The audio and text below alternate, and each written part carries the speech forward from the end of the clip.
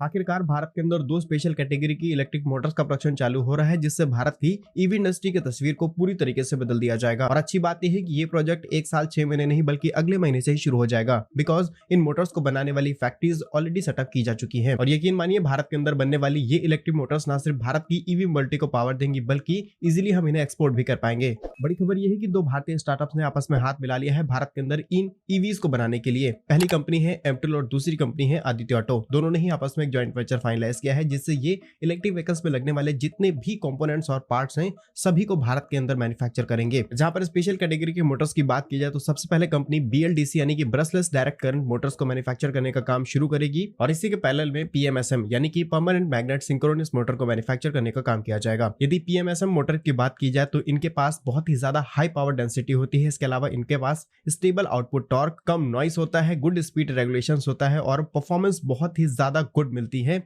किसी भी electric vehicle में अगर इस मोटर का इस्तेमाल किया गया है। वहीं BLDC की बात की जाए तो सभी कंडीशंस के साथ साथ इसकी जो लाइफ होती है वो बहुत ज्यादा होती है, इसलिए इलेक्ट्रिक व्हीकल्स को और ज्यादा ड्यूरेबल बनाया जा सकता है। और ये कोई ज्यादा पुराना डेटा नहीं है, साल 2023 में ही भारत ने करीब 1.63 लाख करोड़ रुपए के ईवी कंपोनेंट्स अलग अलग देशों से इंपोर्ट किए हैं, और मेजोरिटी हमारा इंपोर्ट चाइना से किया गया है। और इस सेक्टर को लेकर भी भारत सरकार ने PLI स्कीम को जारी कर दिया था, जिसमें कई कंपनीज ने पार्टिसिपेट किया था। फिलहाल हम बात करें दो भारतीय स्टार्टअप जिन्होंने आपस में जॉइंट वेंचर किया है, वो बेंगलुरु के अंदर ऑलरेडी अपनी यूनिट के ऊपर ऑलमोस्ट काम खत्म कर चुके हैं, और यहाँ से अब बड़े स्केल पर ईवी पार्ट्स को मैन्युफैक्चर करने का काम शुरू हो रहा है। इस यूनिट में करीब 1 साल में 2,70,000 यूनिट मोटर्स तैयार की जाएंगे और करीब 2,25,000 मिड ड्राइवर्स तैयार किए जाएंगे जो 48 वोल्ट्स पर ऑपरेट होंगे। रिपोर्ट्स के मुताबिक कंपनी अपनी मोटर्स का प्रोडक्शन नेक्स्ट मंथ से चालू कर रही है, वहीं मिड ड्राइवर्स का प्रोडक्शन दिसंबर में चालू कर दिया जाएगा। वहीं रिपोर्ट्स के मुताबिक आदित्य ऑटो के पास काफी ज्यादा इंटरनेशनल कनेक्शंस हैं और वो इजिली इन चीजों का एक्सपोर्ट भी कर सकते हैं। वहीं डोमेस्टिक मार्केट की बात की जाए तो 12 मैन्युफैक्चरिंग प्लांट जहां पर ईवीज तैयार किए जाते हैं वहां पर ये